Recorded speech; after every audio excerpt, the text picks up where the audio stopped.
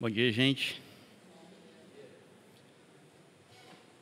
Depois de uma semana de pausa, por causa do nosso retiro, hoje nós voltamos à nossa série em Atos dos Apóstolos, série que nós demos o nome de Minhas Testemunhas. E hoje nós chegamos à pregação de número 24 na nossa série, e hoje nós vamos olhar para o capítulo 12. No último final de semana, durante o retiro, eu estava conversando com a Mary Kelly, com o Vitor, sobre algumas passagens bíblicas cinematográficas, sabem? Aquelas passagens que certamente seriam dignas de serem colocadas num filme. Certamente esse capítulo 12 do livro de Atos é uma delas. Lembrem-se que Lucas escreveu Atos em forma de narrativa, e a narrativa contida no capítulo 12 menciona alguns fatos bem incríveis, porque esses fatos não são ficção, são fatos que realmente aconteceram. Acompanhe comigo, então, a leitura de Atos 12. Eu vou ler do versículo 1 até o versículo 24, praticamente o capítulo quase todo. Atos 12, a partir do versículo 1. Nessa ocasião, o rei Herodes prendeu alguns que pertenciam à igreja, com a intenção de maltratá-los, e mandou matar à espada Tiago, irmão de João. Vendo que isto agradava aos judeus, prosseguiu, prendendo também Pedro durante a festa dos pães sem fermento. Tendo-o prendido, lançou-o no cárcere, entregando-o para ser guardado por 4 escoltas de 4 soldados cada uma. Herodes pretendia submetê-lo a julgamento público depois da Páscoa. Pedro, então, ficou detido na prisão, mas a igreja orava intensamente a Deus por ele. Na noite anterior ao dia em que Herodes iria submetê-lo a julgamento, Pedro estava dormindo entre 2 soldados, preso com 2 algemas, e sentinelas montavam guarda à entrada do cárcere. Repentinamente apareceu um anjo do Senhor, e uma luz brilhou na cela. Ele tocou no lado de Pedro e o acordou. Depressa, levante-se, disse ele. Então, as algemas caíram dos punhos de Pedro. O anjo lhe disse: vista-se e calce as sandálias. E Pedro assim fez. Disse-lhe ainda o anjo: ponha a capa e siga-me. E saindo, Pedro o seguiu, não sabendo que era real o que se fazia por meio do anjo. Tudo lhe parecia uma visão. Passaram a primeira e a segunda guarda e chegaram ao portão de ferro que dava para a cidade. Este se abriu por si mesmo para eles e passaram. Tendo saído, caminharam ao longo de uma rua e, de repente, o anjo o deixou. Então Pedro caiu em si e disse: agora sei, sem nenhuma dúvida, que o Senhor enviou seu anjo e me libertou das mãos de Herodes e de tudo o que o povo judeu esperava. Percebendo isso, ele se dirigiu à casa de Maria, mãe de João, também chamado Marcos, onde muita gente se havia reunido e estava orando. Pedro bateu à porta do alpendre e uma serva chamada Rode veio atender. Ao reconhecer a voz de Pedro, tomada de alegria, ela correu de volta sem abrir a porta e exclamou: Pedro está à porta.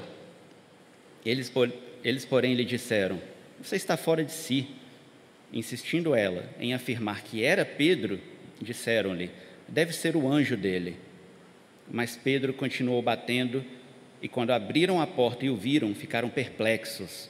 Mas ele, fazendo-lhe sinal para que se calassem, descreveu como o Senhor o havia tirado da prisão e disse: contem isso a Tiago e aos irmãos.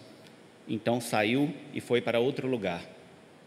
De manhã, não foi pequeno o alvoroço entre os soldados quanto ao que tinha acontecido a Pedro. Fazendo uma busca completa e não o encontrando, Herodes fez uma investigação entre os guardas e ordenou que fossem executados. Depois, Herodes foi da Judeia para Cesareia e permaneceu ali durante algum tempo.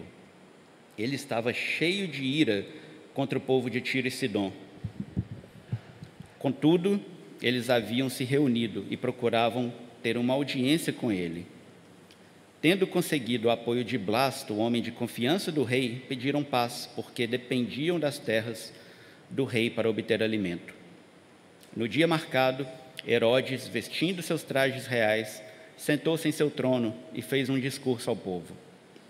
Eles começaram a gritar: "É voz de Deus e não de homem." Visto que Herodes não glorificou a Deus, imediatamente um anjo do Senhor o feriu e ele morreu comido por vermes. Entretanto, a palavra de Deus continuava a crescer e a espalhar-se. Orem comigo. Deus Pai, esta é a palavra do Senhor e eu oro para que o Senhor possa vivificá-la hoje de manhã, trazendo o fruto que o Senhor deseja alcançar através da exposição dessa palavra. Seja conosco, Pai, seja glorificado e se revele a nós através da Tua palavra. É a nossa oração, no nome de Jesus, Deus. Amém.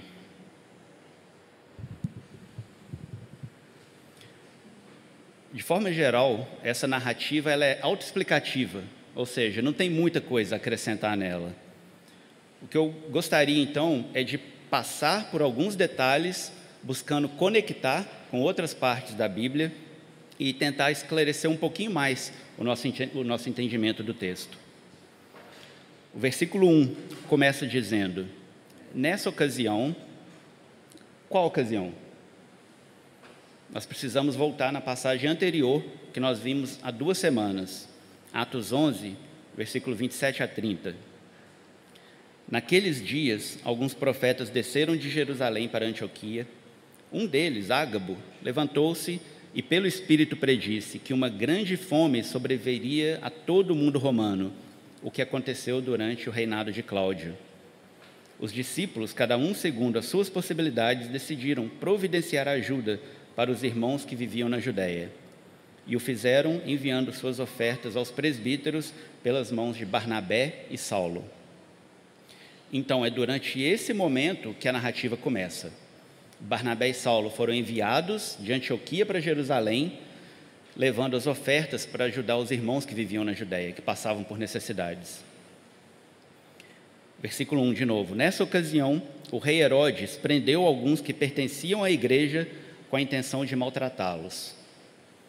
E aqui nós encontramos um nome que nos é familiar pela leitura do Novo Testamento, que é o nome Herodes. Mas quem que era esse Herodes? Antes de explicar quem era esse Herodes, eu quero voltar num ponto que é anterior a ele. Para quem esteve no retiro, deve se lembrar do Daniel mencionando o contraste entre o domínio das trevas e o reino do Filho amado. E essa ideia, ela remete a Gênesis 3, onde nós vemos o início da batalha entre a semente da serpente e o descendente da mulher.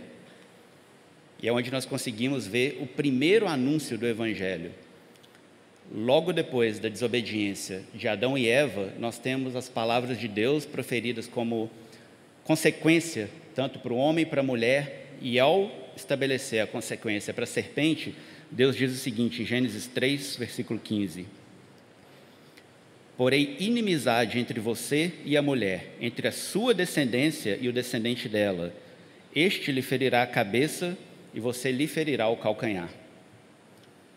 Então, no desenrolar da história da humanidade, nós podemos ver as constantes tentativas da serpente e da sua semente, ou seja, aqueles guiados por ela, de tentarem destruir o descendente da mulher, tanto através da destruição do povo de Israel, até chegar à destruição do próprio Messias, ou seja, aquele que havia sido prometido que seria o Salvador de Israel.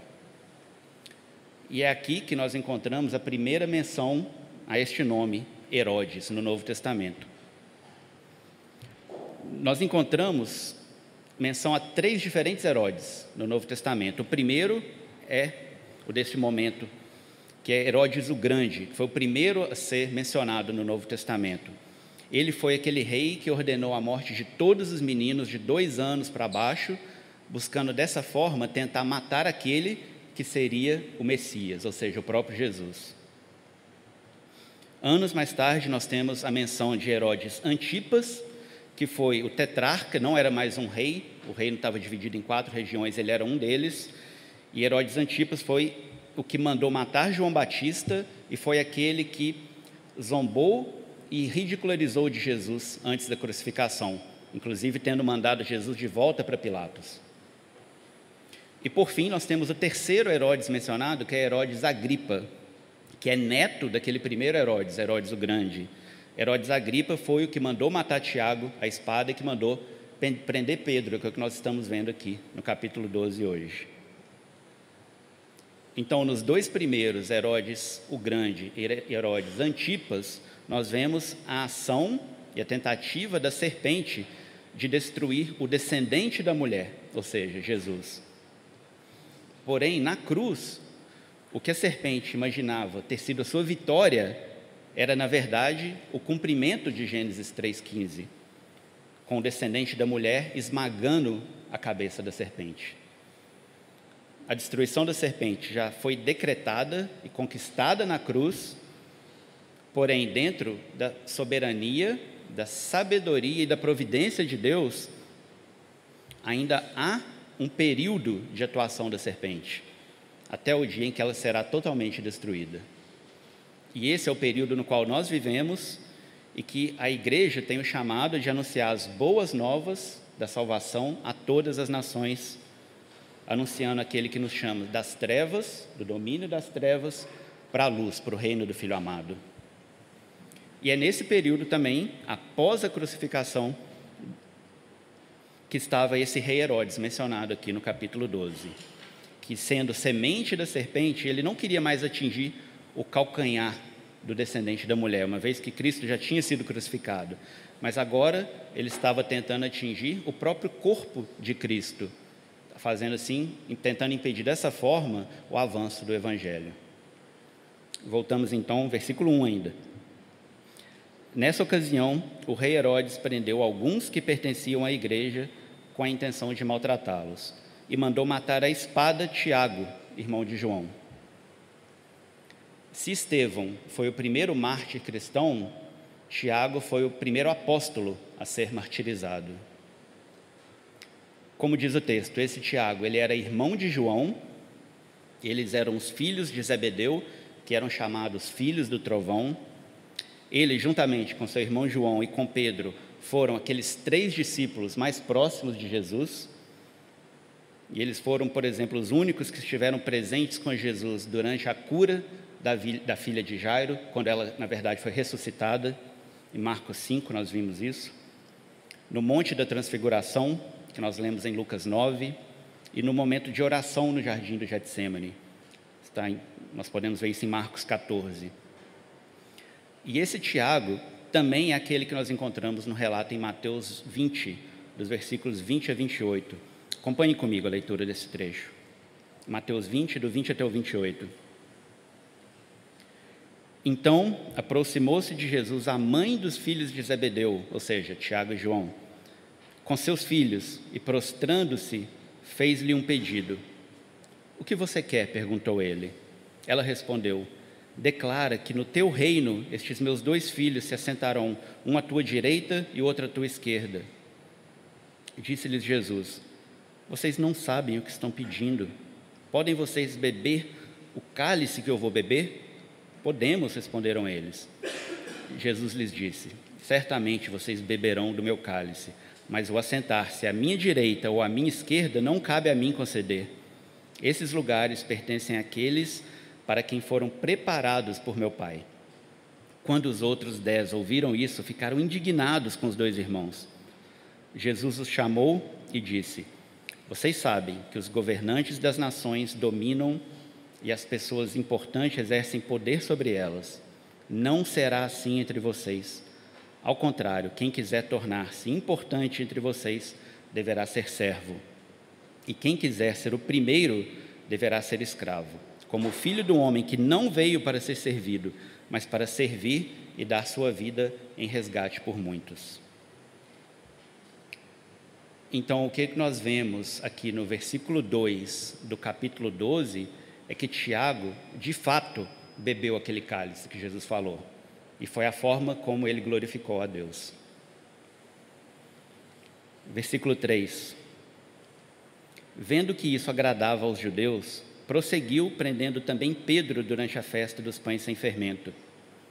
Tendo-o prendido, lançou-o no cárcere, entregando-o para ser guardado por 4 escoltas de 4 soldados cada uma. Herodes pretendia submetê-lo a julgamento público depois da Páscoa.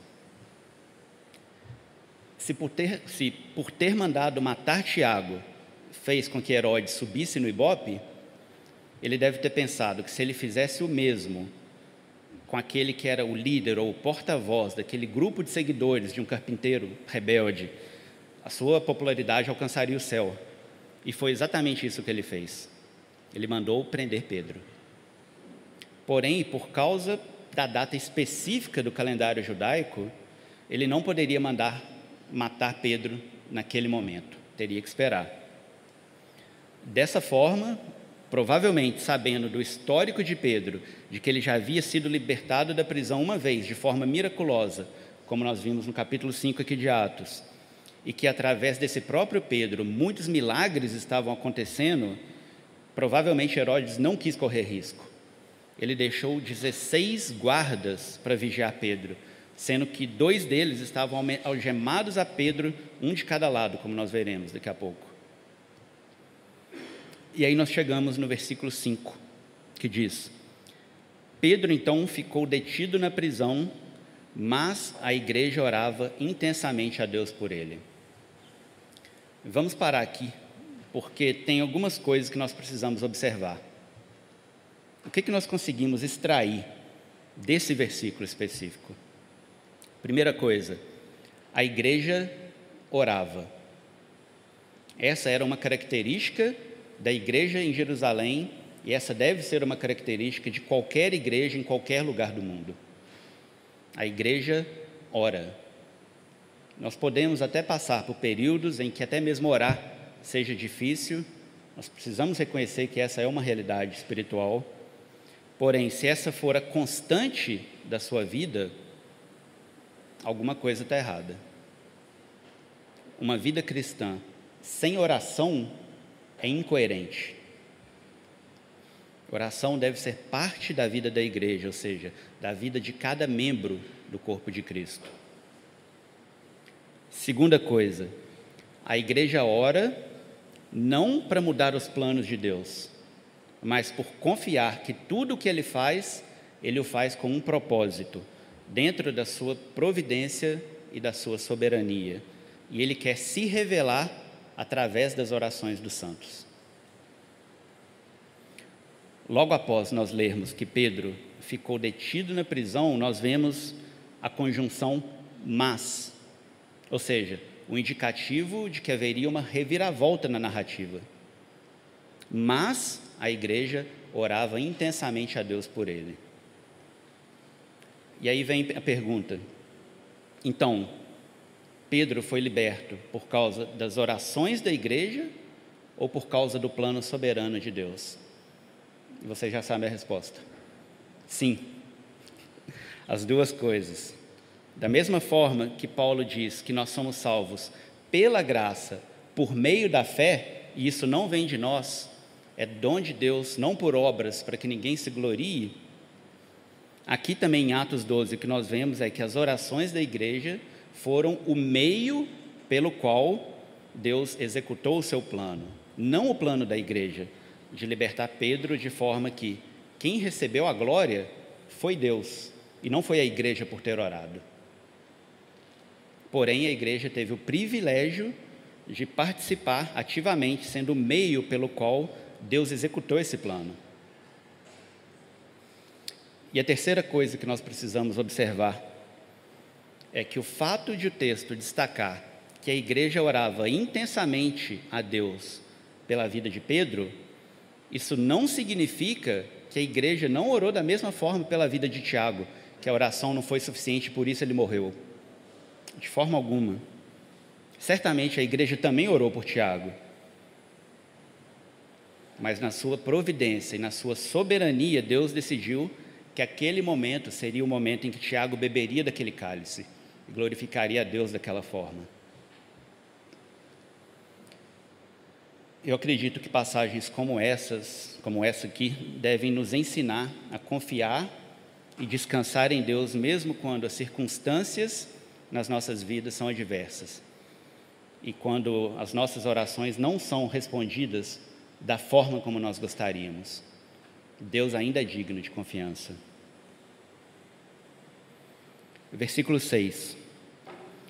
Na noite anterior ao dia em que Herodes iria submetê-lo a julgamento, Pedro estava dormindo entre 2 soldados, preso com 2 algemas, e sentinelas montavam guarda à entrada do cárcere. Aqui é interessante observar a transformação na vida de Pedro. Aquele mesmo Pedro que pouco tempo atrás havia negado Jesus 3 vezes antes da crucificação, com medo de ser associado a ele e também ser preso, agora, mesmo diante da possibilidade daquela ser sua última noite de vida, ele estava dormindo, da mesma forma como nós vimos que Jesus estava dormindo no barco em meio à tempestade. E nós chegamos então a uma daquelas passagens cinematográficas, versículo 7. Repentinamente apareceu um anjo do Senhor e uma luz brilhou na cela. Ele tocou no lado de Pedro e o acordou. Depressa, levante-se, disse ele. Então as algemas caíram dos punhos de Pedro. O anjo lhe disse: vista-se e calce as sandálias. E Pedro assim fez. Disse-lhe ainda o anjo: põe a capa e siga-me. E saindo, Pedro o seguiu, não sabendo que era real o que se fazia por meio do anjo. Tudo lhe parecia uma visão.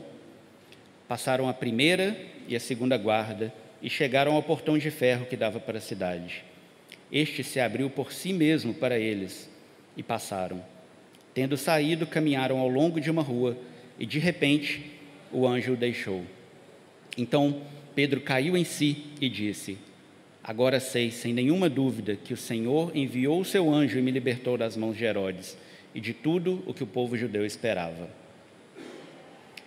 E essa passagem da libertação de Pedro é muito ilustrativa da nossa condição espiritual. Tem um teólogo chamado James Montgomery Boyce, e ele escreveu o seguinte sobre essa passagem no seu comentário sobre o livro de Atos. Ele diz assim: do ponto de vista humano, não havia esperança para o caso de Pedro. Estava na prisão, cercado por guardas, estava dormindo, tinha sido condenado à morte. Sua situação nos retrata em nosso pecado. Estamos acorrentados pelo pecado e não temos como escapar. Estamos até mesmo adormecidos no pecado, insensíveis a ele, até que Deus envie seu Espírito Santo para romper nossas cadeias e nos libertar. Essa é uma excelente imagem daquilo que Deus faz conosco na salvação.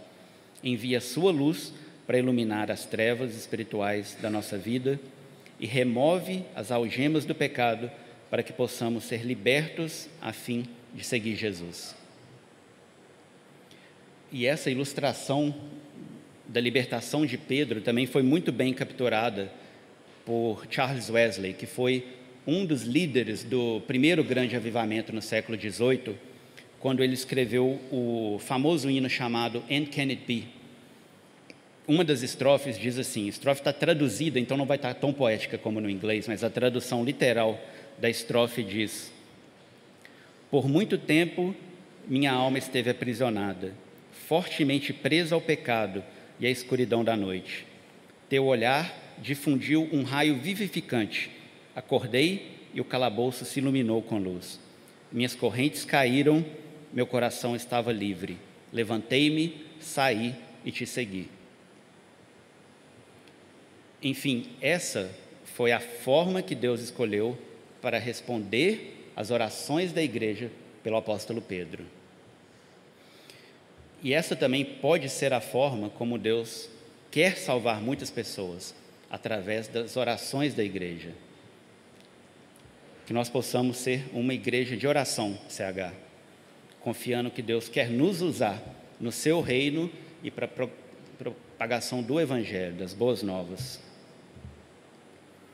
Versículo 12. Percebendo isso, ele se dirigiu à casa de Maria, mãe de João, também chamado Marcos, onde muita gente se havia reunido e estava orando.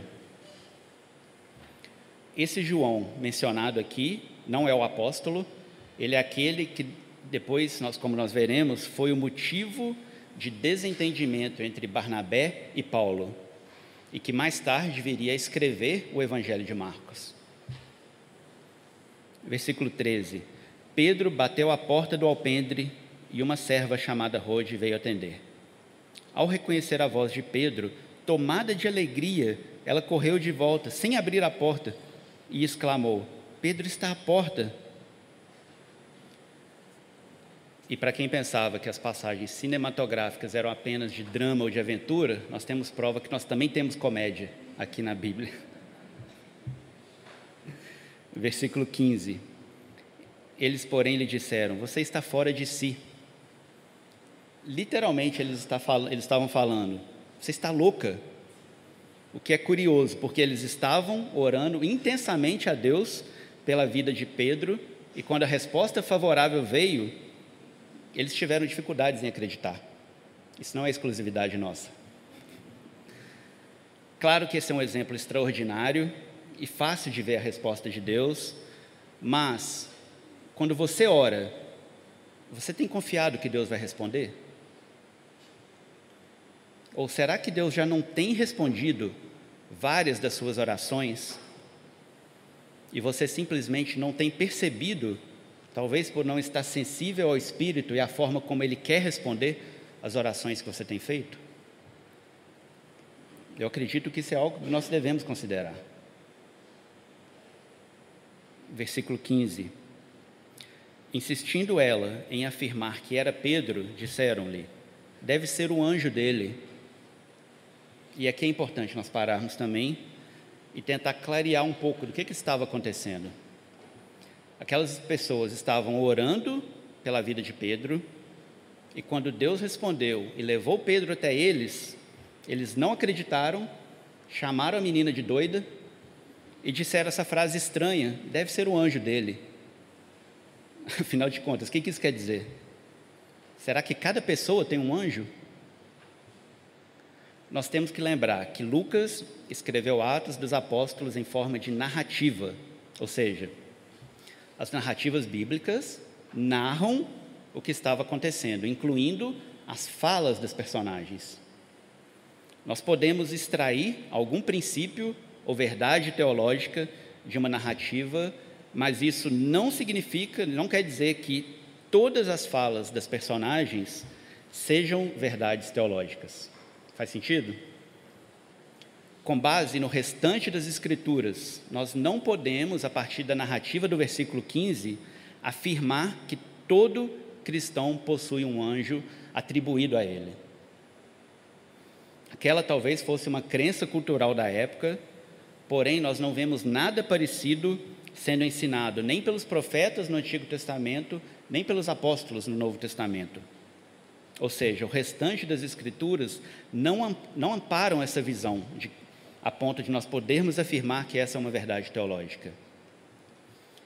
E passagens como essa também são importantes para nos ajudar a compreender um pouco melhor a transição de crenças populares antes da chegada do Evangelho. Crenças que foram sendo abandonadas à medida que as pessoas iam sendo instruídas na doutrina dos apóstolos. Por outro lado, nós também não podemos dizer que uma declaração como essa, de que cada pessoa possui um anjo, seja uma mentira. Quando nós lemos em 2 Reis, capítulo 6, por exemplo, nós vemos que Eliseu orou para que seu servo pudesse ver todo o exército celestial que estava com eles, quando eles estavam cercados pelo exército da Síria. Ou seja, nós não sabemos se é um anjo, se são vários, se eles são fixos para cada um, se eles são conforme a ocasião. O que nós podemos afirmar é que não é prudente nós criarmos uma afirmação teológica em pontos onde a própria Bíblia não o faz. Porém, algumas verdades sobre anjos nós conseguimos extrair na palavra de Deus. Por exemplo, anjos estiveram presentes em todas as etapas da vida de Jesus, como no anúncio da sua vinda, podemos ver isso em Lucas 1, na tentação no deserto Mateus 4, no jardim do Getsêmani, Lucas 22. Em Mateus 18, nós lemos que os anjos estão sempre vendo a face do Pai Celeste. Em Hebreus 1,14, nós lemos que os anjos são espíritos ministradores enviados para servir aqueles que hão de herdar a salvação. E o próprio apóstolo Pedro diz em sua primeira carta, em 1 Pedro 1, versículo 12, que existem coisas que até os anjos anseiam observar. Vocês já pararam para pensar nisso? Que coisas são essas? Pelo texto de 1 Pedro 1, com certeza a salvação final das nossas almas é uma dessas coisas, mas de forma ainda mais imediata, pelo contexto do versículo 12, o próprio anúncio do Evangelho. Talvez seja por isso que Jesus diz na parábola da moeda perdida, em Lucas 15, de que há alegria na presença dos anjos de Deus quando um pecador se arrepende. Em outras palavras, os anjos anseiam por ver o anúncio do Evangelho e a ação do Evangelho na vida das pessoas, pois quando isso acontece e pecadores confessam seus pecados, se arrependem e se entregam a Cristo, há alegria na presença desses anjos. Lembrem-se que Jesus, o próprio Filho de Deus, não veio como um anjo, mas ele veio como um homem. E o fato de que os anjos anseiam por observar o Evangelho em ação deve ser um indicativo para nós da grandeza da nossa salvação. Enfim, não era o anjo de Pedro, então, no versículo 15, era o próprio Pedro. Voltando, então, para a nossa narrativa, versículo 16. Mas Pedro continuou batendo, e quando abriram a porta e o viram, ficaram perplexos. Mas ele, fazendo-lhe sinal para que se calassem, descreveu como o Senhor o havia tirado da prisão e disse: contem isso a Tiago e aos irmãos. Então saiu e foi para outro lugar. Será que Pedro tinha esquecido que Tiago tinha morrido? Não. Lembre-se que nós também encontramos 3 Tiagos no Novo Testamento. Nós temos Tiago, irmão de João, que é o apóstolo que foi morto no início desse capítulo. Temos Tiago, filho de Alfeu, que era outro dos 12 apóstolos, que não é mais mencionado. E Tiago, o irmão de Jesus, que a princípio não acreditava em Jesus durante seu ministério terreno, mas que depois veio a se tornar uma coluna da igreja, um dos líderes da igreja em Jerusalém. E é para esse Tiago, irmão de Jesus, que escreveu a carta de Tiago também, que Pedro pede aos irmãos para ir contar o que tinha acontecido. Versículo 18. De manhã, não foi pequeno o alvoroço entre os soldados quanto ao que tinha acontecido a Pedro. Fazendo uma busca completa e não o encontrando, Herodes fez uma investigação entre os guardas e ordenou que fossem executados. E por fim nós chegamos ao trecho final da mensagem, que é uma passagem daquelas extraordinárias e dramáticas, versículo 19. Depois Herodes foi da Judeia para Cesareia e permaneceu ali durante algum tempo. O teólogo Albert Mohler, que é o autor de um livro que nós temos estudado durante essa série de Atos, ele diz que, de acordo com historiadores, Herodes estava em Jerusalém apenas como uma encenação por interesses políticos. E nós já vimos uma expressão do seu populismo lá no versículo 3, quando ele mandou prender Pedro, após perceber que ter matado Tiago à espada agradou ao povo, fazendo aumentar a popularidade dele. Agora, como o seu plano populista de matar Pedro havia sido frustrado e provavelmente sua popularidade afetada também, o relato desses historiadores é que não tinha mais interesse em manter aquela encenação e permanecer em Jerusalém, que era muito menos relevante politicamente no Império Romano. Dessa forma, ele decidiu ir para Cesareia, que era a capital política romana em Israel. E lá, como nós veremos a seguir, novamente ele teve a oportunidade de ser bajulado pelo povo, que é o que ele gostava. Versículo 20. ele estava cheio de ira contra o povo de Tiro e Sidom. Contudo, eles haviam se reunido e procuravam ter uma audiência com ele. Tendo conseguido o apoio de Blasto, homem de confiança do rei, pediram paz, porque dependiam das terras do rei para obter alimento. Lembre-se que esse era um momento de fome naquela região.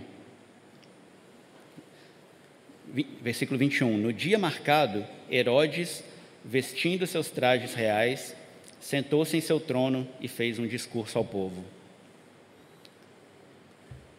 E aqui é muito interessante ler o relato de Flávio Joséfo, que foi um historiador romano-judeu do primeiro século, que estava vivo durante esses acontecimentos, sobre esse evento que corrobora o relato de Lucas. Eu vou ganhar até estrelinha com a Cláudia depois disso. O relato dele diz assim: agora, quando Agripa havia reinado por 3 anos sobre toda a Judéia, ele chegou à cidade de Cesareia, que era antigamente chamada de Torre de Estrato, e lá ele exibiu espetáculos em honra a César, ao ser informado de que havia um certo festival celebrado para fazer votos por sua segurança. Em qual festival, uma grande multidão foi reunida, das principais pessoas e aqueles que eram de dignidade através de sua província. No segundo dia de tais espetáculos, ele vestiu uma vestimenta feita inteiramente de prata e de uma textura verdadeiramente maravilhosa, e entrou no teatro de manhã cedo. Naquele momento, a prata de sua vestimenta, sendo iluminada pelo reflexo fresco dos raios de sol sobre ela, brilhou de uma maneira surpreendente, e era tão resplandecente que espalhava um horror sobre aqueles que olhavam atentamente para ele. Imediatamente seus bajuladores gritaram, um de um lugar e outro de outro, embora não para o seu bem, que ele era um Deus, e então acrescentaram: sê misericordioso conosco, pois embora até agora te tenhamos reverenciado apenas como um homem, doravante te reconheceremos como superior à natureza mortal. Diante disso, o rei não os repreendeu, nem rejeitou suas ímpias lisonjas. Incrível, não é? Que é o que nós vemos aqui no início do capítulo, no versículo 22. Eles começaram a gritar: é voz de Deus e não de homens. Versículo 23. Visto que Herodes não glorificou a Deus, imediatamente um anjo do Senhor o feriu, e ele morreu comido por vermes. No capítulo 10, poucos capítulos atrás, nós vimos que quando Pedro chegou à casa de Cornélio, Cornélio se prostrou, adorando a Pedro, e rapidamente Pedro o fez levantar, dizendo: levante-se, eu sou homem como você. E nós veremos em breve, no capítulo 14, que Barnabé e Paulo também foram chamados de deuses pela multidão, e a reação deles foi rasgar as vestes e dizer que eles eram humanos como eles. Ou seja, Pedro, Barnabé, Paulo conheciam muito bem a palavra de Deus, através do profeta Isaías, que diz em Isaías 42, versículo 8: eu sou o Senhor, este é meu nome, não darei a outro a minha glória, nem a imagens o meu louvor. Herodes, porém, não glorificou a Deus e sofreu a consequência. Buscou a própria glória e morreu humilhado, comido por vermes. E se essa consequência nos espanta, talvez seja porque nós não refletimos o bastante sobre o nosso pecado e a santidade de Deus. É somente pela graça de Deus, demonstrada em Jesus Cristo e em seu sangue derramado na cruz, que nós não recebemos um destino semelhante ao de Herodes.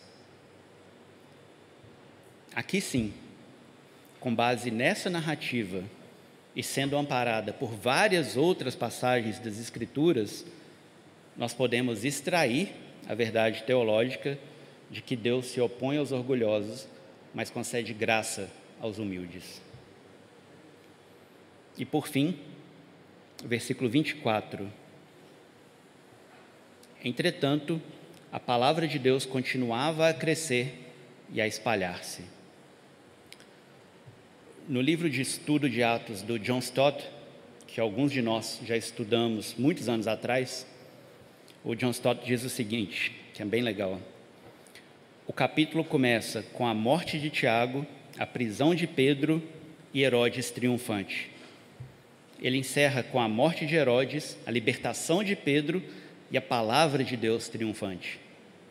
Deus pode permitir que os tiranos se orgulhem e se assanhem por um tempo, oprimindo a igreja e impedindo a expansão do evangelho, mas eles não vencem. No final, o império deles será derrotado e seu orgulho quebrado. Apesar das tentativas da serpente e de sua semente, a missão de Jesus não será parada. A palavra de Deus continuará a crescer, pois é o meio pela qual Deus quer salvar o seu povo. 1 Pedro 1, versículo 23. Vocês foram regenerados, não de uma semente perecível, mas imperecível, por meio da palavra de Deus, viva e permanente. Pois toda a humanidade é como a relva, e toda a sua glória como a flor da relva. A relva murcha e cai a sua flor, mas a palavra do Senhor permanece para sempre. Então, diante dessa certeza de que a palavra de Deus permanece para sempre e não pode ser detida por nenhum poder terreno, que nós possamos ser fortalecidos para seguir na nossa missão de anunciar as boas novas a todas as nações até que o Senhor volte. Vamos orar.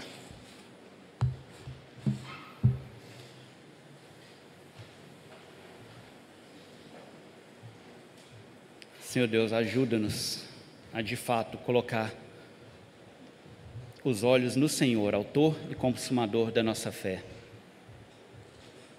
Queremos atentamente olhar para Cristo, pois é nele que nossa fé é fortalecida, é nele que nossa esperança é renovada, é nele que nós temos vida, Pai.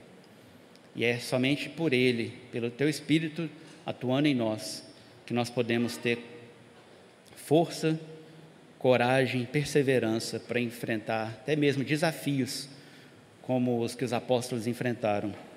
Mas te damos graças, Senhor, pela Tua palavra que fala que a Tua palavra mesmo não será impedida. Muito obrigado, pois a Tua palavra não está presa com algemas nem em cadeias.